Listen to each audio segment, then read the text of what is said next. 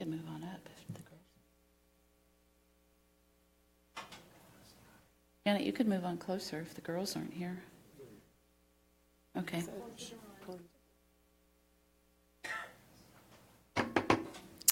All right, welcome.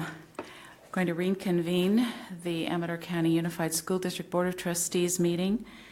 We just came out from closed session, and I'm going to ask for a motion. So I moved to uphold the recommendation of the administrative hearing panel with one modification regarding placement to be determined for item, it's 5.0. Oh, 5.2, okay. Okay, call for the vote. All in favor? Okay, motion carries unanimously. All right, I understand that Ava Pratt from second grade at Sutter Creek Primary is going to lead the pledge for us today.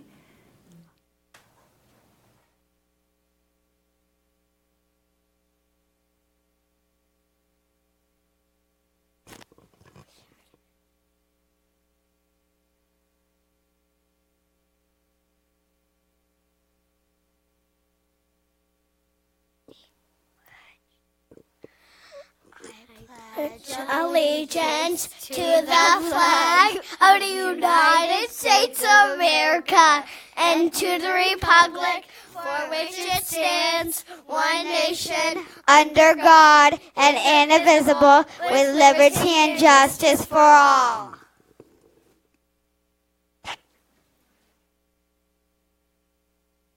Thank you, Ava and company. That was delightful. Okay, moving on to item 8.0. Are there any additions, deletions, or corrections to the agenda? I'm going to look to staff on this. I believe we have one or two.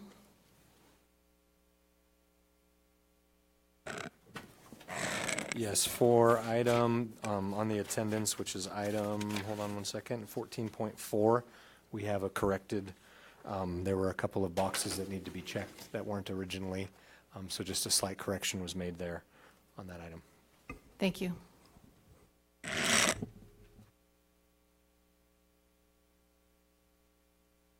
All right, we're going to get going now, and we're going to set the mood with our mindfulness moment. So please, oh, excuse me. Thank you so much, Bob. I don't know what I'd do without you. So may I have a motion? We'll just keep on going. Go ahead, Bob, move. Yeah, I move that we approve the agenda with the modification. Okay, may I have a second? I second it. Okay, all in favor? Any opposed? Okay, motion carries unanimously. Thank you very much. Certainly is a group effort. Okay, so again, I'm going to move to the mindfulness moment. Please sit back, relax, allow yourself to feel heavy in your seat and comfortable. Take a moment to notice how your body feels. Notice any areas of tension, and notice which areas of your body feel relaxed. Sit quietly and turn your attention to your breathing. Breathe slowly, deeply, in, out, in, out. And as you continue to breathe, count each breath out. In, 1, in, 2, in, 3, in, 4. Keep counting on your own now, focusing all your attention on your breathing and on the numbers. If you lose count, simply start over.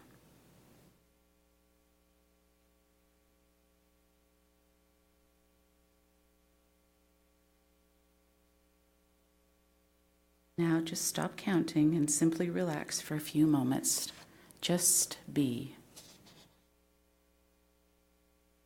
Enjoy the feeling of relaxation and notice that it was your breath and your focus on your breath that got you here. Thank you. We move on to item 10.0, governance team celebrations. Janet, do you have something to celebrate today? Okay, I'm going to turn on the right mic. I did 2 school board walks this week. A delightful one at Argonaut High School that I had a wonderful time there and truly enjoyed the students and the campus, and also the Shenandoah Charter School, which I have a granddaughter there, so I'm a regular visitor there. And actually, those were pretty highlighting for me. I enjoyed them very much, so thank you for inviting me. Okay, great, Bob. Not today. Eric? Hey, Rosie? Yes, I went to Ione Junior High with Jared and down saw the camp. It was pouring rain, though. That was the only thing. We got soaked. But we had a great time, and I enjoyed it. Wonderful. Candy? And I was able to do a boardwalk at Argonaut with Janet. That was really great. It was nice to see all the improvements coming along, and the culinary room, and just get a lot of questions answered and see. It's fun to watch when we can walk and see the decisions that we've made actually being put into action. That's always fun for us. So, and then also got a tour Ione Junior High, which was really great. And yes, we were soaked, but it was still really nice to see the different things that had been put into place. And it actually afforded us a lot of opportunity to talk to the principal there and get a lot of feedback. So really 2 great boardwalks. Oh gosh, that's wonderful. I would like to celebrate the new bleachers at Amador and Argonaut High School, which is terrific. And also, I enjoyed a visit to Shenandoah Charter School, and I look forward this week to attending the Kindness Club at Jackson Elementary and reading a story and singing a song. So I'm very happy about that. We're going to move on to item 11.0, public comments. And I would like everyone please to remember to speak into the mic because you are being recorded. Anyone may address the board regarding any item that is within the board's subject matter jurisdiction. Note, if you wish to address the board, please complete a speaker card and give it to the board clerk. This part of the board's meeting is set aside for members of the public requesting to address the board on general items which are not agenda items calendared for action, which are not first readings listed in the agenda, and are not items previously referred to committee and not yet returned to the board for action. A speaker is limited to 3 minutes. This agenda item will be limited to 20 minutes. Anyone whose name remains on the speakers list at the end of the allotted time will be granted time at the end of the regular meeting. The board will not discuss or take action on an item introduced during this portion of the agenda, as this would constitute an illegal act on the part of the board. If you wish to speak to an agenda item, you will be called on at that time, and please fill out a card. That makes it so much easier. Okay. Item 12.0, presentations and recognitions. 12.1, spotlight on schools. Sutter Creek Primary and Elementary. Mr. Vicari. Thank you, President Susan. It's my pleasure to introduce Acting Principal Nikki Gravett, who will introduce the agenda and presentation for this evening. Thank you. Sutter Creek Elementary. Thank you, Mr. Vicari. Good evening, President Ross, Superintendent Slavinsky, ladies and gentlemen of the board. As Mr. Vicari said, my name is Nicole Gravett, Acting Principal, Sutter Creek Elementary and Primary Schools. Thank you so very much for allowing us the opportunity to present our school tonight as part of the board spotlight. I would now like to turn the floor over to one of our fantastic 6th grade teachers, Amanda Henry, to give an introduction to our school before we play our spotlight video.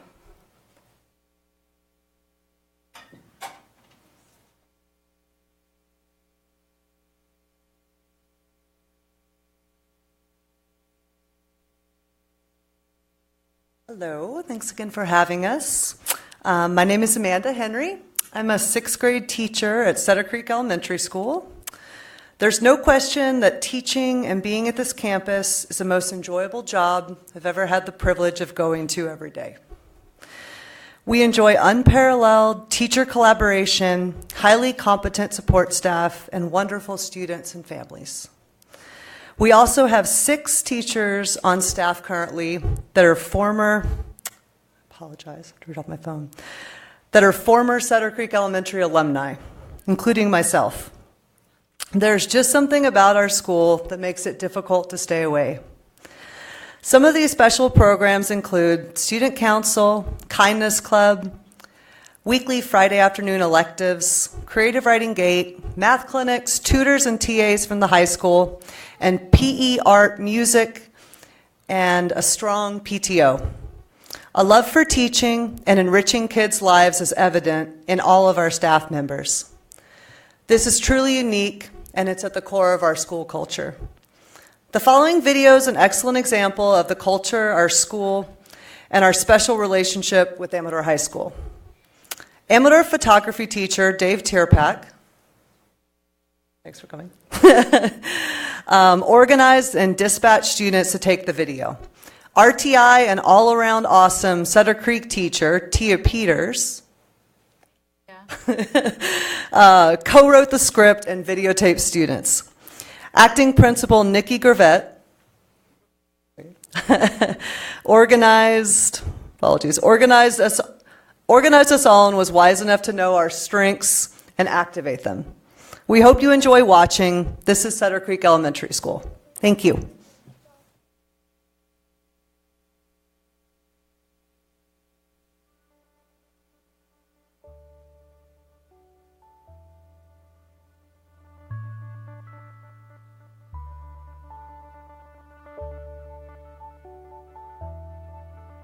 Hello and welcome to Cedar Creek Elementary School, home of the Wolverines. Our kindergarten through 2nd grade students attend the primary school near downtown Cedar Creek.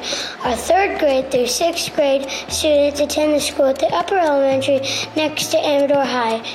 Our school is fortunate enough to have a wonderful parent-teacher group known as SEPTR. SEPTR provides funding for many of our amazing programs at Cedar Creek Elementary. This includes the music, art, and PE programs at both sites. Students participate in these various activities weekly. I really like that we get to do a readathon and we get to bring our stuffed animals. Oh, okay. Yeah, that's what I like too.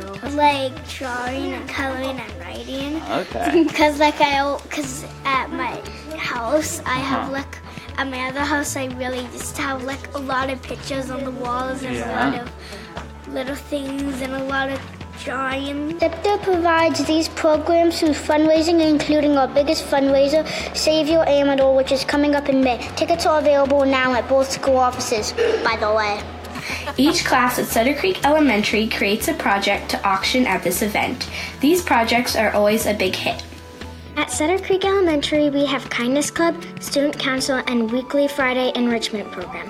The enrichment program includes STEM, art, creative writing, sign language, coding, robotics, and crafts. Students get to choose the class they are most interested in each semester.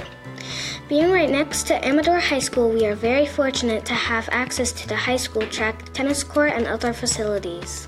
Also, our classes are fortunate to have high school teachers, aides who we get to know well throughout the year and often look up as role models. A lot of our primary school classes have reading buddies. With one of our elementary classes, students walk to meet and read with their reading buddies each month.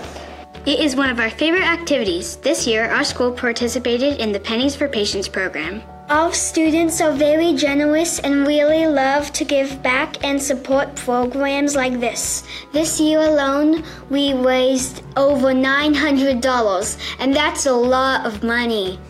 We have themed Fun Fridays where we dress up and have the option to buy a Jamba Juice as a special treat.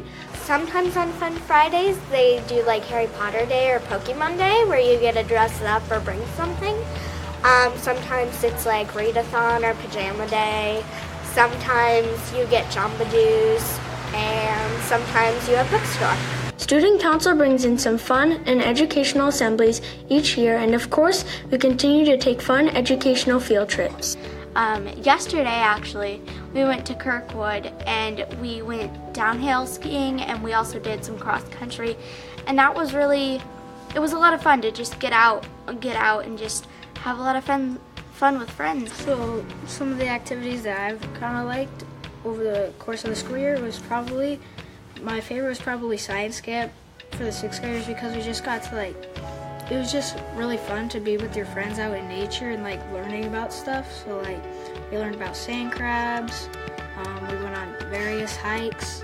We are still looking forward to track and field day in May, as well as open house on May 22nd, where we get to show off all of our hard work from the school year.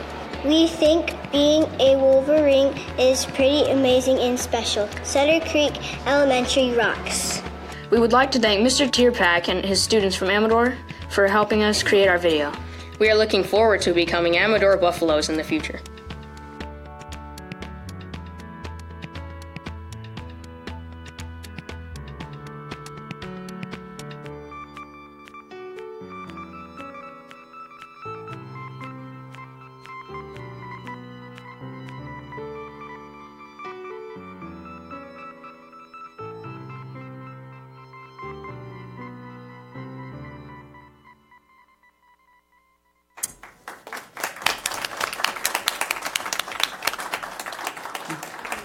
Thank you, Nicole, Amanda, and Dave, and Tia for such a wonderful, wonderful production, and all the wonderful children at Cedar Creek Primary and Elementary.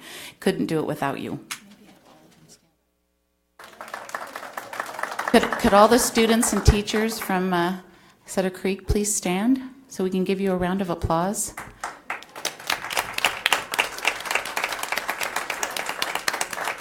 Well done. All righty, that's so great.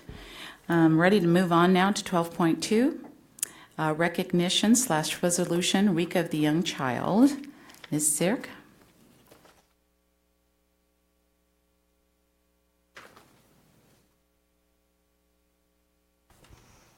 We'll put it down more at the elementary level here. Mm-hmm. Thank you, Susan, and good evening, board members. Dr. Slavinsky, it's my honor to continue this celebration of celebrations. The Amador Child Care Council is hosting its 20th Celebrate Our Children event, April 21st at Argonaut High School. Our theme this year is Who's in Your Future? And it points to the fact there's a flyer, I believe, in your packet that we've distributed throughout our communities in various ways. But the theme behind Who's in Your Future, the message is invest in children now, because they're going to be our lawyers, our teachers, our law enforcement, the person changing the needle in your arm when we get to be of that age, and they do too. It's been shown that for every $1 invested in early child care, there's a $7 to $10 return in savings from children not doing what they shouldn't be doing and investing that education they received ages 3 to 5 in more positive things. That's a pretty good trade-off. I think I would take that bet any day.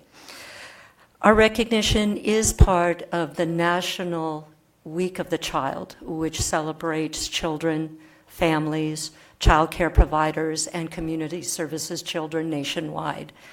Our 20th ties in that historic element as well, and being able to provide this 3-hour event on the 21st. Right now we have over 40 participants and vendors. We have a petting zoo, we have face painting from the Argonaut Arts Club. We have photo booths of, professional, outcuts, and then so children can be what they want to be when they grow up. We have fire engines. We have boats from the Sheriff's Department. We have a plethora, just a broad-based return of community service back to us. So I would hope that you would be able to come, even do a glance through. We're providing a small lunch, and that's through our local Taco Bell and our local grocers this year. So we're excited that we're hoping for a good turnout and good weather. We've been fortunate the last couple of years, and I'm proud to be part of this community and broadcasting such an important service. So thank you. Thank you. Did you want to read the resolution, or did you want to start? I don't have the resolution right in front of me, but I would be proud. Uh-huh. Mm.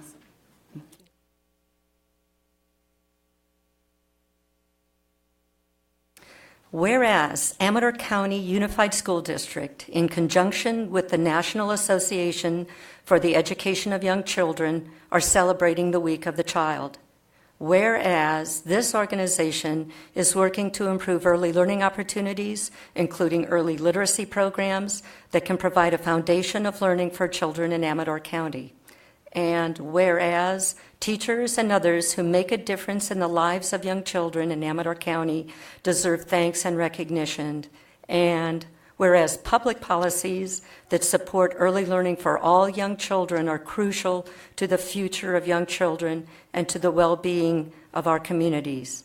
And now, therefore, be it resolved that the Board of Trustees of Amador County Unified School District hereby proclaim the week of April 16th through the 20th, 2018, as Week of the Young Child, and encourages all citizens to work to make a good investment in early childhood. Be it further resolved that this resolution be distributed to all schools in the district. Thank you very much, and I would Thank you. entertain a motion to adopt this resolution. I move that we approve item 12.2, Week of the Young Child. Second. Okay, all in favor? Aye. Okay, moved unanimously. Thank you. Thank you very much. See you there. Okay, item 12.4, presentation every 15 minutes. Oh, no, excuse me. 12.3, recognition resolution, School Bus Driver Appreciation Day.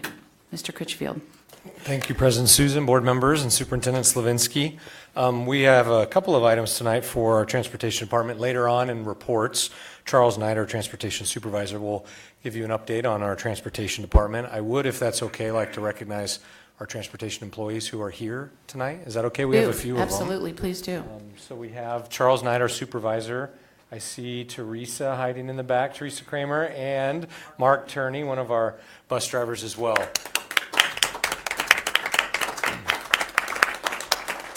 Many of our drivers and employees wanted to be here, but they start their workday, as Rose knows, very early. So many of them are off to bed soon as they wake up 3:30, 4 o'clock in the morning to get our kids safely to school. So tonight, that's another thing we would like to celebrate is our transportation department. For a district of this size, we put on a number of students. We put so many miles on these vehicles as we're so spread out, and they just do an amazing job at keeping our students safe. And so if it's okay, I'd like to read the resolution. Please do. Okay. It says, Resolution for School Bus Drivers Day. Whereas the safety of our children rests in the hands of trained school bus drivers for up to 2 to 3 hours each school day, and whereas great amounts of personal time and energies for bus drivers' initial training and maintaining current licensing, skills, and knowledge of school bus laws through continuing education classes are expended by drivers, and whereas school bus drivers often face natural and unnatural hazards in the performance of their duties, and whereas school bus drivers frequently assist students in learning and growing in appropriate interactive peer and adult behavior through counseling and/or disciplinary techniques, and whereas school bus drivers consistently demonstrate patience and kindness towards students, parents, and school staff in the performance of their duties, and whereas school bus drivers consistently demonstrate an awareness of and direct attention to school bus and school bus routes, mechanical and safety conditions respectively, and whereas many school bus drivers perform their services for thousands and thousands of accident-free miles year after year. Now, therefore, be it resolved that the people of the state of California officially recognize and laud all of California's school bus drivers on the 4th Tuesday of April annually for their continued and excellent services to the youth of the state. Be it further resolved that this resolution be distributed to all schools in the district. Okay, thank you very much. May I have a motion to adopt this resolution, 12.3? Move to approve 12.3 for resolution of School Bus Drivers Day. And I'll second it. Okay, all in favor? Aye. Moved unanimously. Thank you very you. much. All right. 12.4, presentation every 15 minutes program. Mr. Snyder. Thank you, President Susan, Superintendent Slavensky, and board members. The board cover sheet did a very good job actually of explaining the program and what it is, and so I'd like just to take a moment to go a little more in depth on how it will unfold here in our county. It's been 6 years since we've done this program, and a group approached me early on in the school year in my new role about the possibility of bringing it back to our students, and at that time we determined it was long overdue and it was time for us to enter into this again. So May 21st and May 22nd, all three of our high schools will be participating, Amador, Argonaut, as well as Independence. Day one, May 21st, will happen at Amador High School. All students will be there, and that's where the crash scene will be staged, and all of the events of that day will happen. And then from that point on, every 15 minutes, a student at each school will be pulled from class, and that is because an impaired driving accident occurs every 15 minutes. So that's why, thus the program got its name from that. In addition to that, motor vehicle fatality is the leading cause of accident death among teenagers, representing over 1/3 of all deaths to teenagers, and it is preventable. And so that is a big reason behind this program. So 56 students total will participate. We have 4 from Independence, I believe, and 26 from each of the other 2 high schools. After the students are pulled from class every 15 minutes, as you get a group of 4 or 5 of them, they are transported to the Rancheria. Jackson Rancheria has agreed to provide all of the lodging and meals for the students because they go there for a retreat.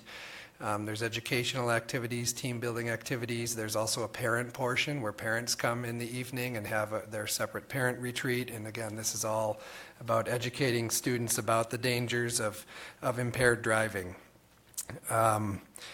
So then the next morning, all of the students will be gathering at Argonaut High School so that we have equal representation from both schools. The students from Rancheria who were pulled out of class come back. This is meant to really hit students emotionally.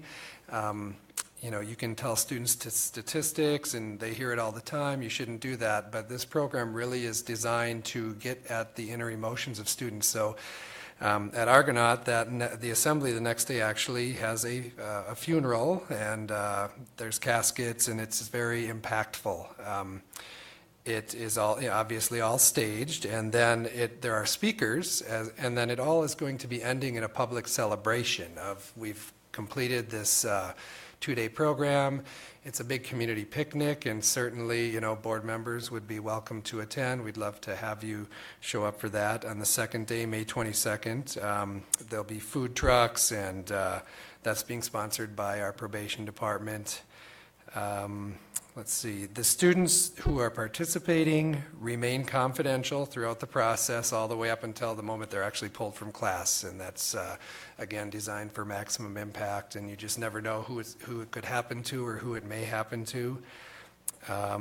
One of the key pieces that we discussed early on is the fact that this will likely some trauma will resurface for students throughout this event. And so one of the main components is that we will have comprehensive support services for students available, both from our school counselors that we will mobilize for this event, as well as a partnership with behavioral health, who has been at the table throughout the planning process.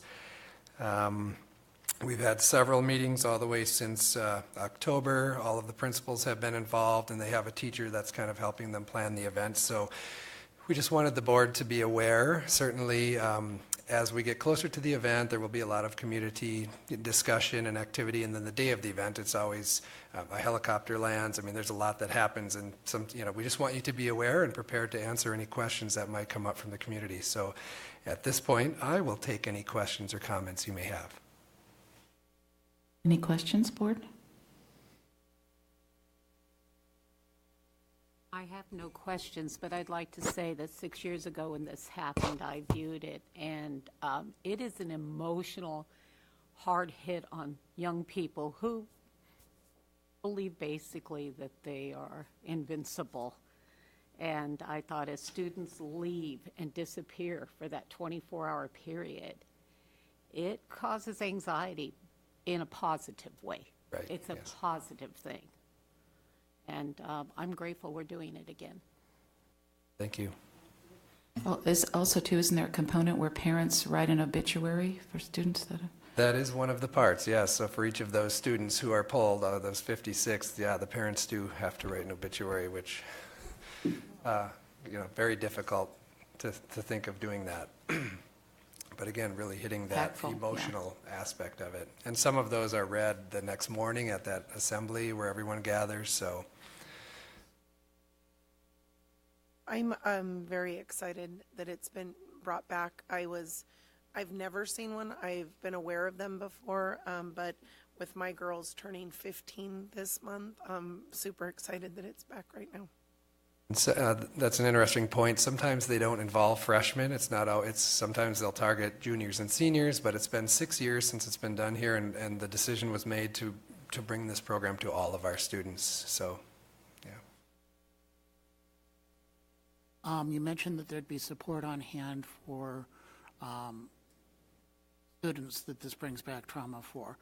What about the adults present that it brings back trauma for, who perhaps have lost a relative to a drunk driving accident or? Yes, I'm glad you mentioned that. We just had a counselors meeting yesterday morning, and we discussed that very thing. So that was, yes, students as well as staff members who may, resurface some trauma that they've been through. Even this little bit brings back, we lost a student, not to a drunk driving accident, but to a failed brakes accident. And his death is actually the reason that you see the escape so many freeways in California. His father was very influential and kind of made that his cause afterwards. So, yes, we certainly are aware there may be staff as well as students, and we'll be prepared for that if it arises. Okay, thank you very much, Mr. Snyder. Thank you. All right, 12.5, Block A presentation, Mr. Vicari. Yes, thank you, President Susan. I wanted to acknowledge our two Block A recipients tonight, even though I do not see them in the audience. So we have a Block A award for Kaylin Becker from Amador High School.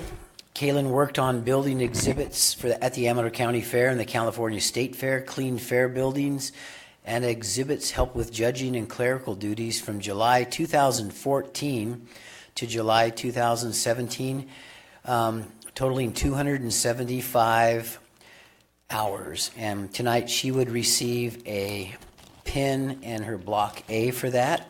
So we'll hold the applause until the end.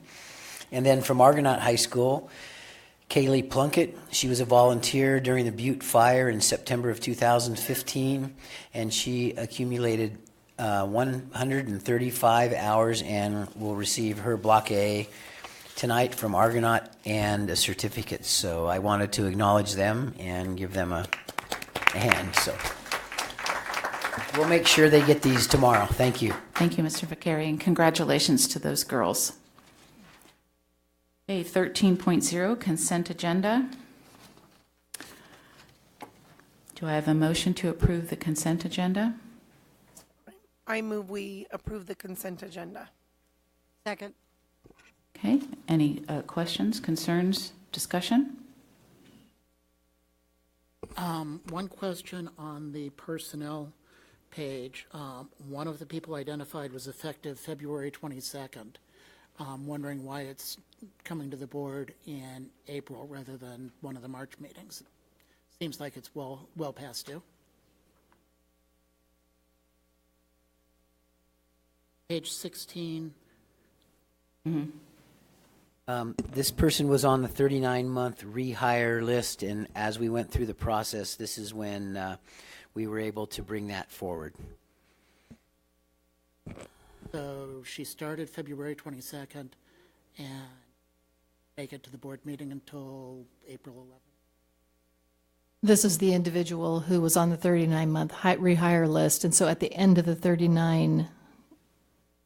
end of that period, right, then that term completed, and that was the time that it could be brought to the board. Go ahead. Yeah, go for it. Yeah, Irene was an employee in the business office and had been on leave for the majority of the year, and so this was her move to the 39-month rehire list. So she is no longer working for the district office. She is now on the 39-month rehire list. So that's not an employment date. But that's not, she returned. No, she entered into the 39-month rehire list on February 22nd. Now it makes more sense. To me, this looked like she returned on February 22nd. So perhaps we could get less ambiguous wording. Okay, thank you. Any more questions? All right. Call for the vote. All in favor? Aye. Passes unanimously, including the advisory vote. Okay, move to 14.0, discussion action items. Public comments regarding discussion action items will be addressed during the discussion action agenda items. Anyone may address the board regarding any item that is within the board's subject matter jurisdiction. If you wish to address the board, please complete a speaker card and give it to the board clerk. Speaker is limited to 3 minutes. 14.1, Consultant Services Contract, Restorative Justice, Professional Development, Discussion Action. Mr. Snyder. Thank you, President Susan.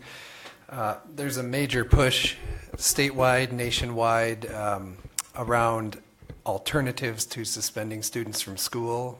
It's been shown, research has shown that suspensions are not an effective deterrent for disruptive behavior or negative behavior in schools, and there's a lot of success that people are having using more restorative types of practices. Restorative justice is kind of a buzzword that you'll hear used quite frequently. And so given all of the recent attention to this, and suspension rate is actually one of our measures on the California School Dashboard you may remember we looked at. So now there's a big spotlight being shined on that, as well as wanting to do what's right for students. They lose instructional time, they go home, or what's really happening? Is there something more effective that can be done to help rehabilitate the student and correct the behavior rather than just dole out a consequence for what they did? And so our principals, we've discussed this a lot over the course of the school year. They are eager to implement some of these strategies and ready, but we haven't provided the professional development and training for them. They're ready to go, they just don't have the tools quite yet that we need. And so we would like to, we're planning to bring this locally renowned expert from Fresno State University to help provide us a full day of training, not just for administrators, but teacher leaders, teachers in charge, school psychologists, anyone who might be in a role to work with a student and provide an alternative to a suspension and alternative methods of discipline. So that's what this contract would help us do. Okay, I have some questions. So this one-day training, does it provide support services afterwards? So suppose you go to the training and you try out some of the strategies and you have questions, can you connect with them for support? Or I do have a connection with both the trainer as well as the consultant from Corwin Press that we're working with. What principals and anyone who goes through the training actually does, they walk away with are the actual tools needed. What you work through during the day are part of it is a book, and it has all of the forms you need. It's basically scripted for people to walk out of there and be able to walk into the next morning if they were going back to school that next morning and implement some of the strategies. So as far as being able to answer or ask questions, I'm confident I would be able to communicate and get questions answered after that one day, yes. And it kind of looks like it's a 3-year phase-in. So what is that? They have a 3-year program that they offer, but we weren't ready to commit to that. That's significantly more, and it's more than just the restorative practices. It's wonderful, but it's not something that we're prepared to commit to at this point. And so we feel like this one-day session will really give us the tools principals are ready to have to start implementing some more of these practices, again, as well as the teachers in charge and anyone in that role. And how close are we to all schools having a PBIS plan and implementation?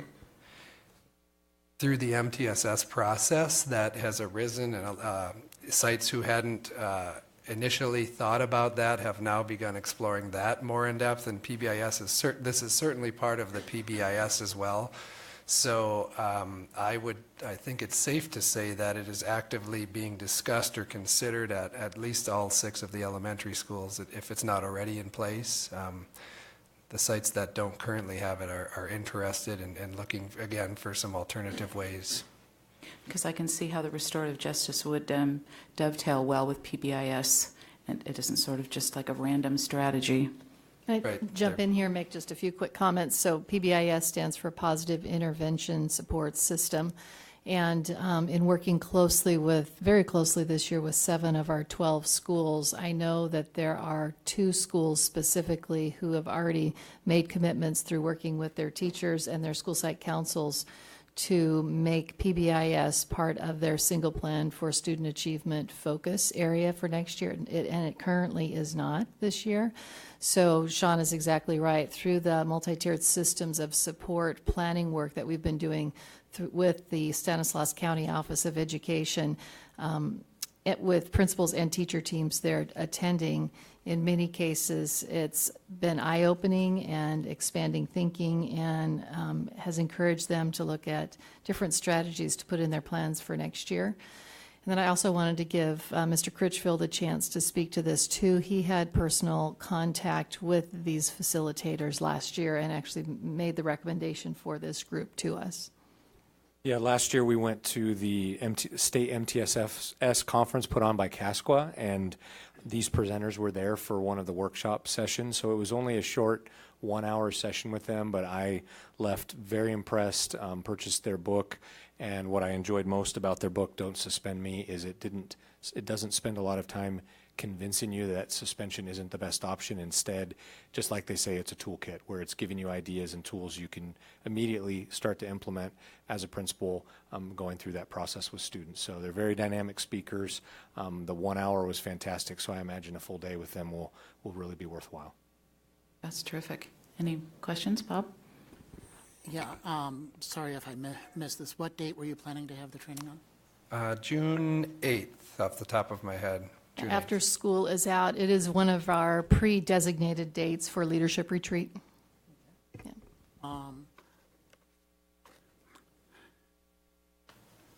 Nivea, I think is her name. Didn't she come and present to the board a couple of years ago?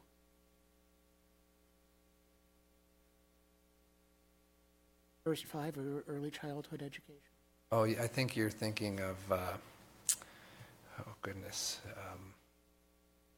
There is someone from First 5. Her name's not Nivea, but it's Nina Machado, I think you're thinking, yes.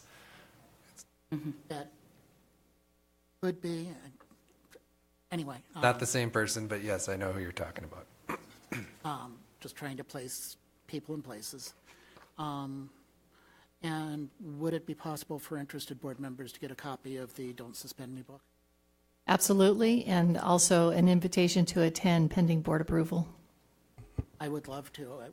I'm not sure of my summer schedule yet, but. All right, terrific. Any more questions? All right, I would like to move that we approve the consultant services contract, restorative justice professional development 14.1. Okay, any more discussion? Call for the vote, advisory vote. All in favor? Aye. Passes unanimously. Thank you, Mr. Snyder. Thank you. 14.2, consulting contract with TBWB for bond election strategy and communication consulting services. Mr. Critchfield. Yes, thank you, President Susan, board members, and Superintendent Slavinsky. So if you remember back to our second board workshop we had regarding considering a bond measure, Charles Heath was here from this firm, and he gave a short presentation taking some of the survey data that we had put together and talking about their role and what they could do as a company. They have been very successful. They're based out of San Francisco. They've been involved with 350 successful bond measures. And so their role would be, just as it says, it's a communication and outreach strategy where they would work with the district in getting the word out and informing people about what it would bring. It is not officially campaigning, but it is definitely pre-campaigning, and it would involve helping the community be better informed. They also, when they are successful, when they have been most successful, is when if we were to shift into campaign mode, let's say, then if the campaign chose to continue employing them, they would then help the campaign in strategizing how to pass a potential bond measure as well. And so they could be a link, as we know, if the board were to declare that our role as a district steps back. And so their recommendation is to work with them for the next couple of months, and then potentially looking at June, bringing that item to the board on voting whether or not we should go for a bond. They provided a pretty comprehensive packet with some references as well for districts they have worked with, and it just I think it's a pretty good overview of what they would provide, but I'm happy to answer any questions that you may have about this. Well, I have a couple questions. Sure. First of all, did you check any of the references? Did you call any of the districts? And I talk to did. them? I called a couple of the districts when I got this information last week. I have not heard back from them, but I did look up. I mean, these are districts that did pass successful bond measures, so I mean, that's a good reference in and of itself. They worked with them. And then also I was wondering, do you have a good feel that you could work well with these folks because you'd be working closely with them? Yeah, I was very impressed with Charles and his approach to everything, and when he came out that first time as well, just in his preparation and the way he looks into things, they definitely spend a lot of time trying to get a pulse for the community and really get an idea of what is the best way to go. As we all know, we have many community members who we feel would be supportive of something like this, but it's not really commonplace for people to have a lot of experience in what it takes to pass a bond. So this would be someone that could help, give us direction and point us in the way we need to go.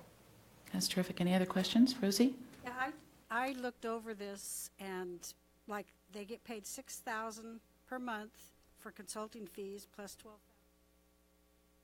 Rosie, into the mic, please.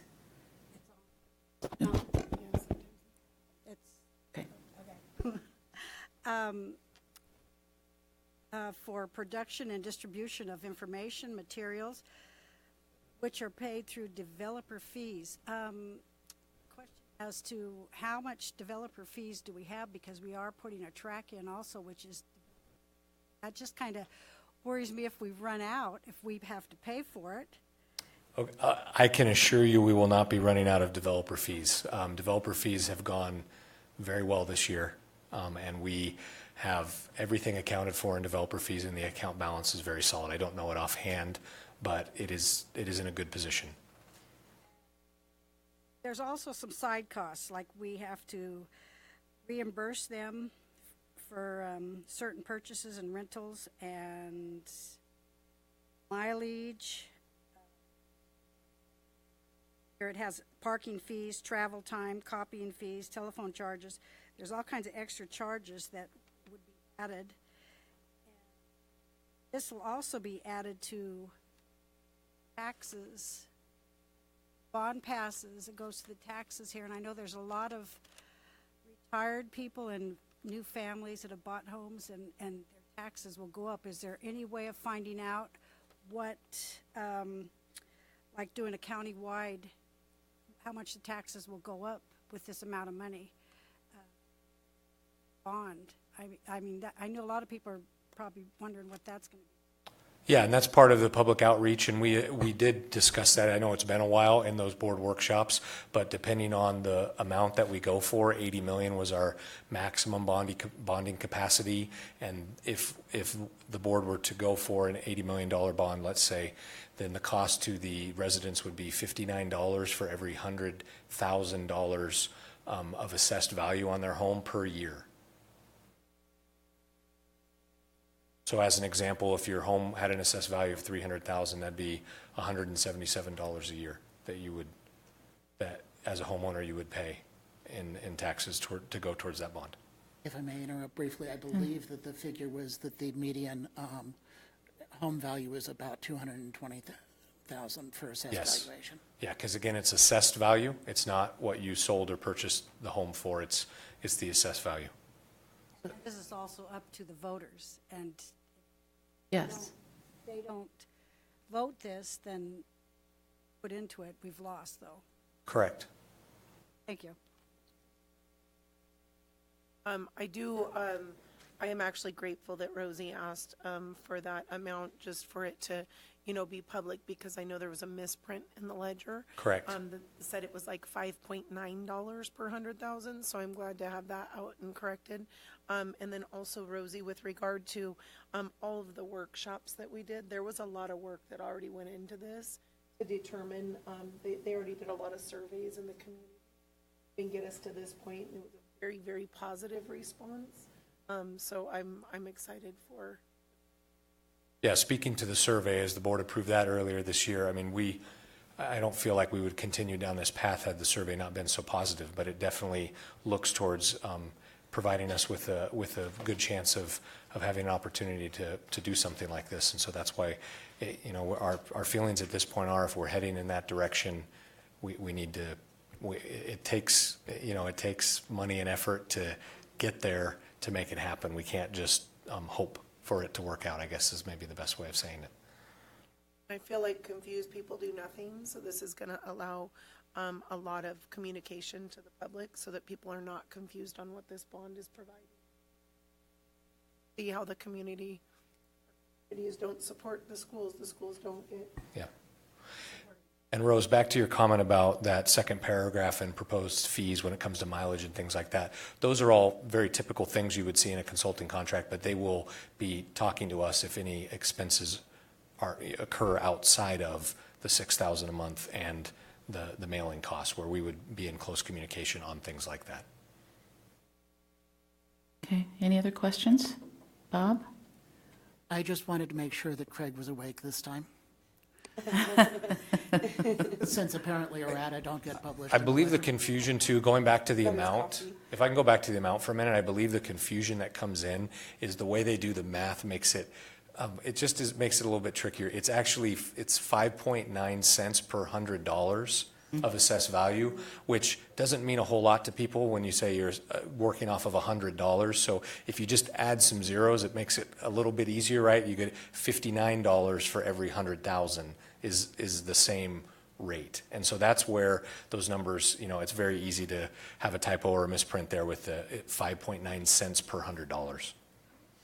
I'd just like to add in a quick comment there as well. So last week, as the board already knows, we sent, Mr. Critchfield and I sent a press release to the Ledger and to KVGC with a variety of informational pieces and with this correctional information in it as well. It has not run yet, but hopefully it'll be running soon. Okay, thank you very much. So I would entertain a motion to approve. I move that we approve the consulting contract with TBWB. I second it. Okay, any more discussion? Okay, I'll call for the advisory vote. Okay, board vote, all in favor? Aye. Are you not vote? Okay. No. Not in favor? Not in favor.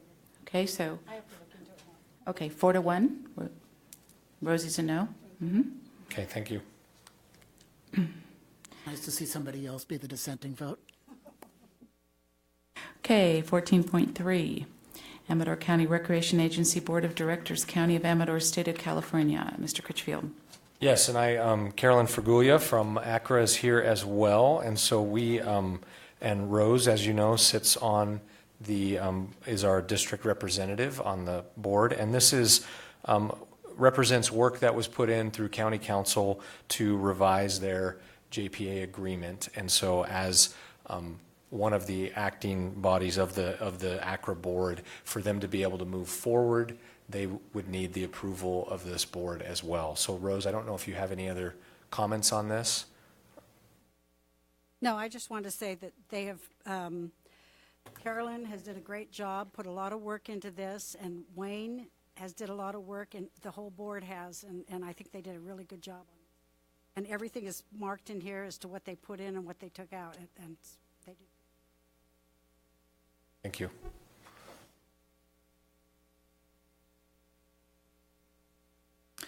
I just wanted to ask, is there anything really significant that's affecting us? Carolyn Fergolia, ACRA Executive Director. I don't think there's anything in here that affects you, although I do need to make a correction. Yesterday, the Board of Supervisors did make a change that I want to tell you about. It's the first whereas on the third amended agreement, and it says the State of California, I don't have my glasses on, could you read it? Whereas State of California defined Joint Powers Authority, JPAs, formed under Government Code Section 6500 as special districts pursuant to Government Code Section 12463. So they've requested that that whereas be removed from the agreement. But other than that, that's the only change.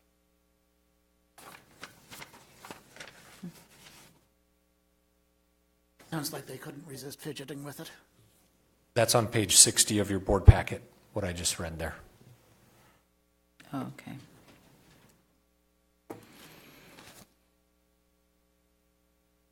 right, terrific. Anybody have any questions for ACRA folks? Kind of not directly related to the agreement, but a ACRA question anyway. Any luck with finding a new location for the hub? We have something possibly coming up. It's not finalized, but we are looking and might have a good possibility. Wonderful.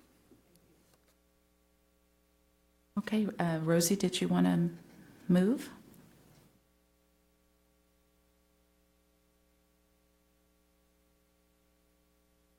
$14.3.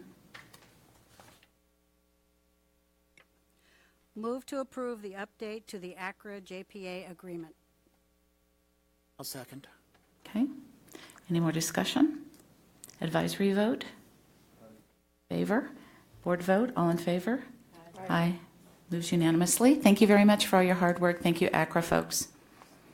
I'm Wayne Garibaldi, the current chairman, and I just wanted to add that ACRA greatly appreciates everything that the school district does for ACRA, because without use of facilities and ball fields and courts, ACRA would be a fraction of what it does in the community. So thank you very much. No, you're very welcome, and thank you for that kind and generous compliment.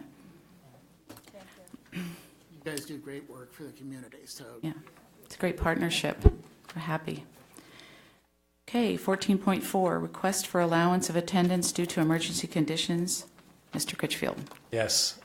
This, as you know, we had quite the late spell of winter weather going on over the last couple of months and had numerous days that we were back and forth on whether or not to call a snow day. I work very closely with our transportation supervisor, Charles Knight, as that dictates a lot of what goes on with our snow days, and he consults with many of his employees and those that live up country as well to get a better gauge on what's going on and make those calls nice and early in the morning.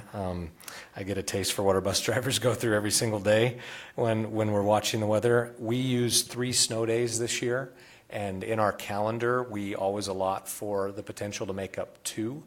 And in the state of California we have 180 school days, and you have to go to at least 175, and so this would be basically not factoring in this one lost day of attendance. We will make up the first 2 snow days that we used and those that were on the calendar coming up this month and next month, but we will not be, if this were to be approved, we would not be making up that 3rd snow day. I don't think anybody wants to go to school on Monday, June 4th. And so that's where we're at with this. There was a correction, as Bob had pointed out to us there. A couple of the boxes had not been checked, but we worked directly with CDE on this, and this is something that's allowable, and there's a signature page. It's unique in the sense that we, if approved, we would need more signatures than just the board president and clerk. We need the entire board to sign off on this. So I'm happy to answer any questions about snow days or this specific attendance allowance. Thank you, Mr. Critchfield. Any questions for Mr. Critchfield? Just to comment that this is very similar to what we did for the Butte Fire closures. Oh, thank you. Yes, absolutely. Thank Thank you for you. adding that. Yeah. All right. So I would entertain a motion. I move we approve the request for allowance of attendance due to emergency conditions. And I'll second it. And I'll go, any more discussion? Okay, advisory vote in the affirmative. So all in favor? Aye. Approved unanimously. Thank you, Mr. Critchfield. Thank you. Item 15.0 reports. 15.1 Transportation Department update. Mr. Critchfield. I'm not going anywhere. Okay, so transportation. Now we're on to, we appreciate the passing of the resolution honoring our school bus drivers. So I would at this time like to invite our transportation supervisor, Charles Knight, up here, and he has a presentation that he would like to give to the board regarding our transportation department. Charles, go ahead.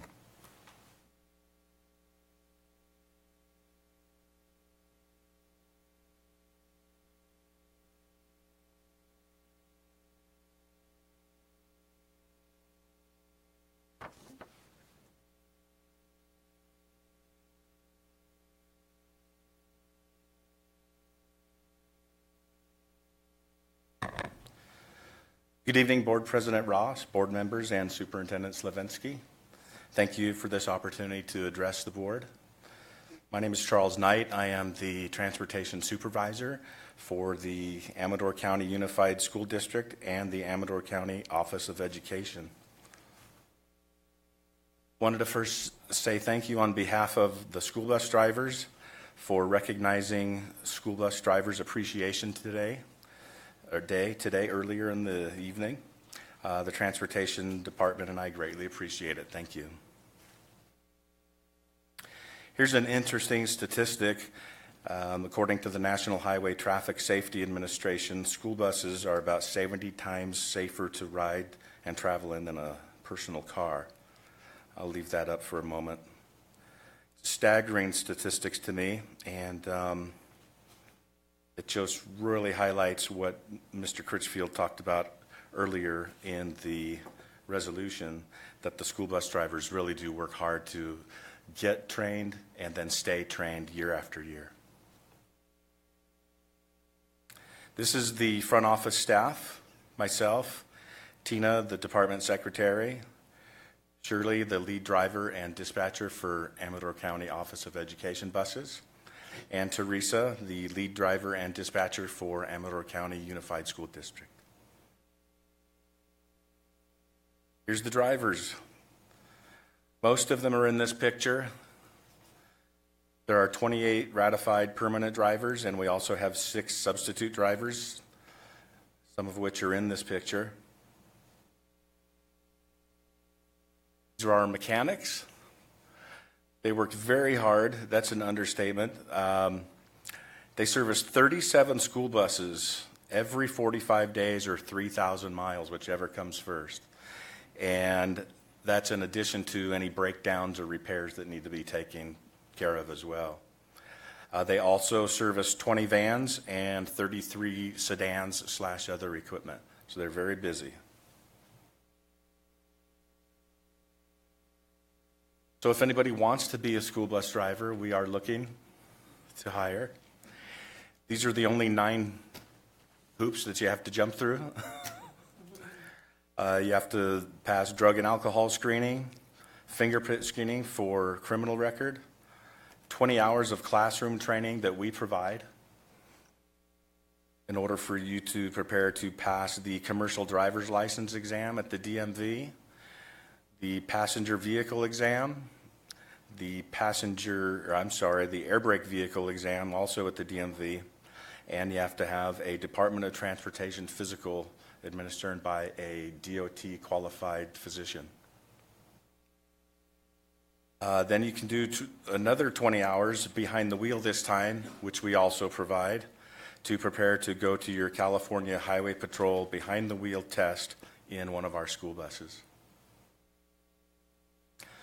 Our recent findings are that only about 10% of those who try the procedure or the process to get through pass and become a licensed school bus driver. So we really value those that we have, and again, I thank you for recognizing them earlier this evening. Thank you very much, and thank you for your hard work. And do we have any questions or comments? I do just have a quick question. I was curious how often the drivers are drug tested and if it's random. The drug testing is random, that is true, and there's really no way for me to determine how often.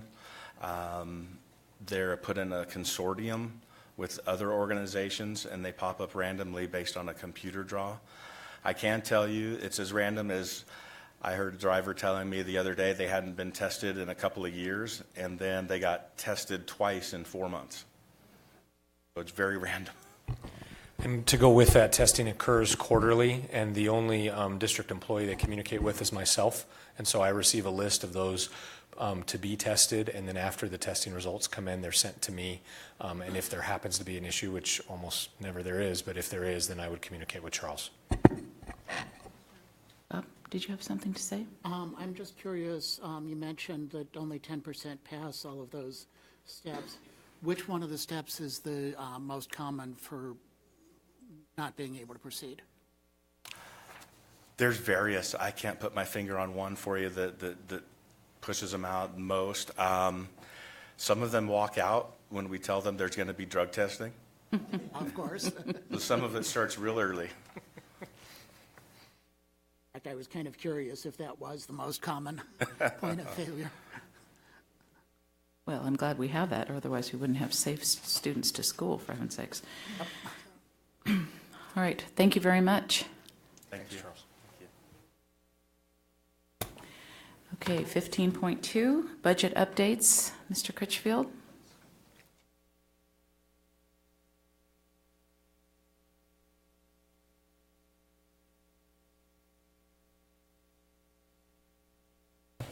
Thank you. Mr. Vicari is passing out the budget updates. I'd like to call out the potential in the future for referring to these updates maybe with a different term. When we say budget, we do many things with the budget, and those are approved by the board as we go through the budget adoption process, first interim, second interim, and I would feel more comfortable maybe referring to it as a financial update, because as an example, tonight, everything that you see under current budget was approved in the second interim budget last month, and none of that has changed because it's only been a month. So the budget remains the same. What these sheets have, and I'm happy to meet with any of you to explain this more, shows also the actuals that go with it. And so as an example tonight, to not be too cumbersome, but to walk you through some examples here, on the first page for the district, if you notice the bottom right-hand corner, the most bottom and right-hand number, 58.16, that is a percent. This is revenue. So this is through the month of March, and we have only received 58% of our revenue. As we've talked before, how revenue tends to lag behind expenditures. This is a good example of that we have only received 58% of our total revenue. But if you turn to the next page, certificated salaries are referred to as the 1000s. That's a budget code.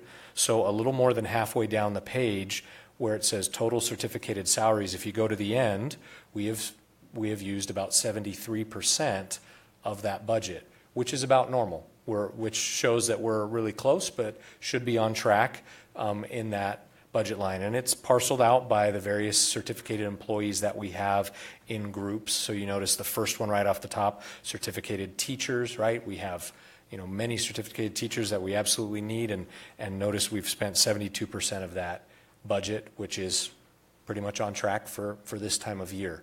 So again, that just kind of goes through, and if you go through the next one, classified salaries are the 2000s, so all of our classified employees, and that goes all the way on to the next page, and the bottom of that page shows you that we've spent about 73% of the adopted budget through March.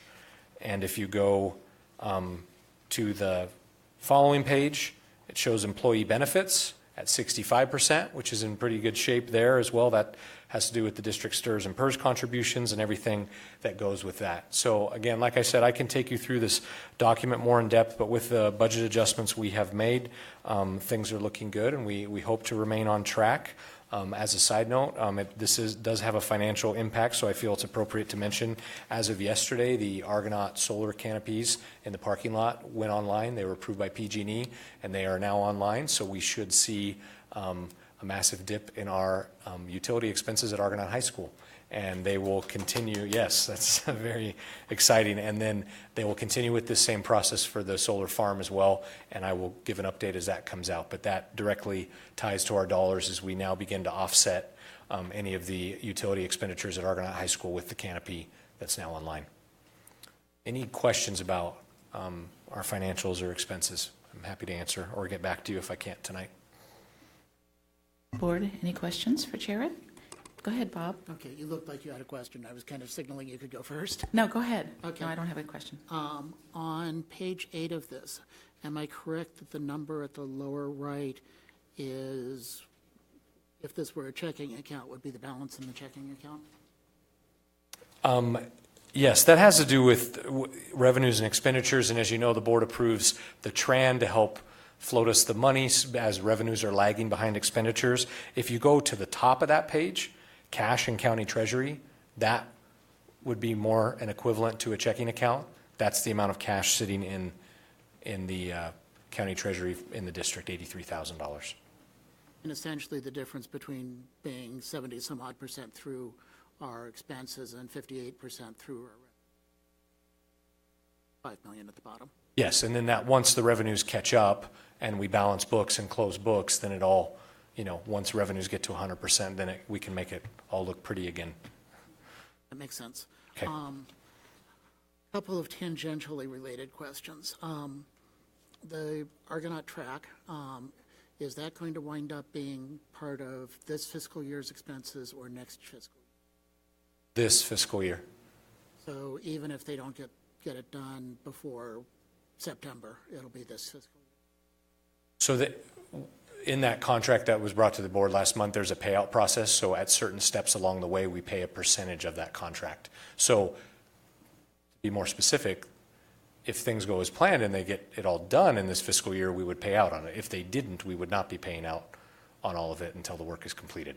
So it would be booked in the appropriate fiscal year based on when the payout was actually made. Correct. And speaking of such things, is there a revised start date for the track? Yes, I'm meeting with them next week, and they say they're ready to go. And if you're referring to the correction on the press release, that was made as well. But, yes, absolutely. so it now says something like the third week of April or sometime in April or? April. Sounds much safer. And also tangentially related to financial updates, have you gotten the estimate for the D-zone work? No, we haven't. That will be our meeting next week as well, when we'll sit down with them and Argonaut High staff to go over that. Okay, thank you. Any more questions?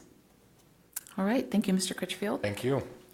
So we're at item 15.4, reports and remarks from board members. We've all heard a lot about our times out and about. So is there anybody who has anything more to share or any requests to make of the superintendent and cabinet? No? All right. Oh, I'm sorry. Rosie, ACRA report? We had it already. Yeah, we did. Okay. All right. Yeah, I'd want to check and make sure. Okay, 15.5, report from superintendent.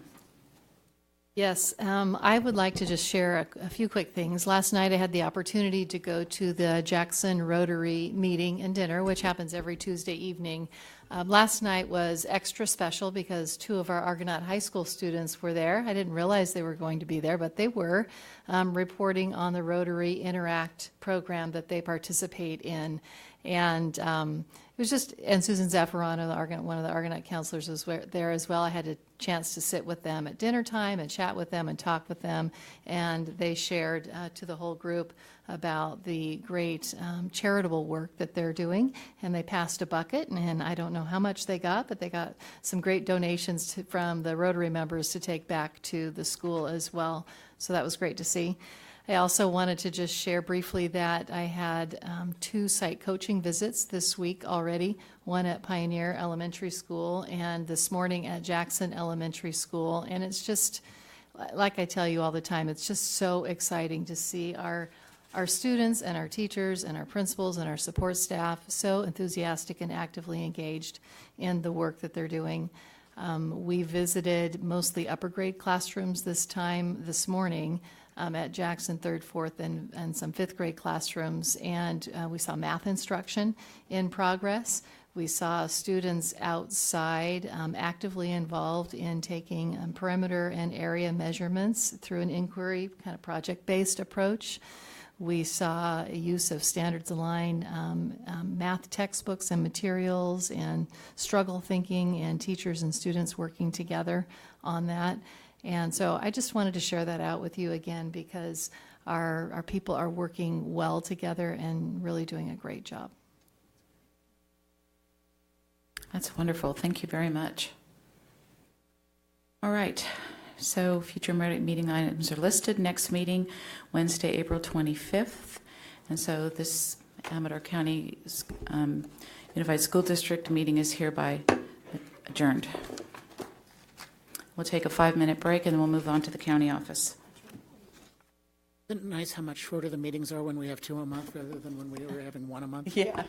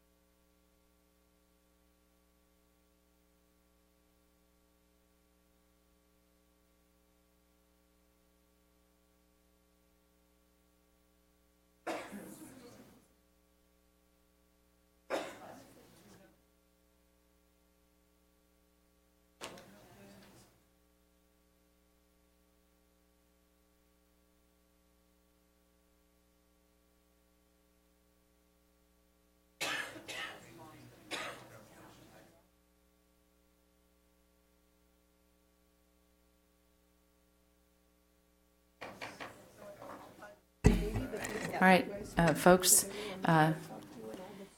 calling to order the Amador County Office of Education Board of Trustees, Wednesday, April 11th, 2018.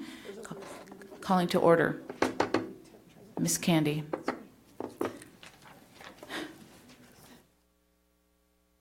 All right, item 4.0, any additions, deletions, or corrections to the agenda?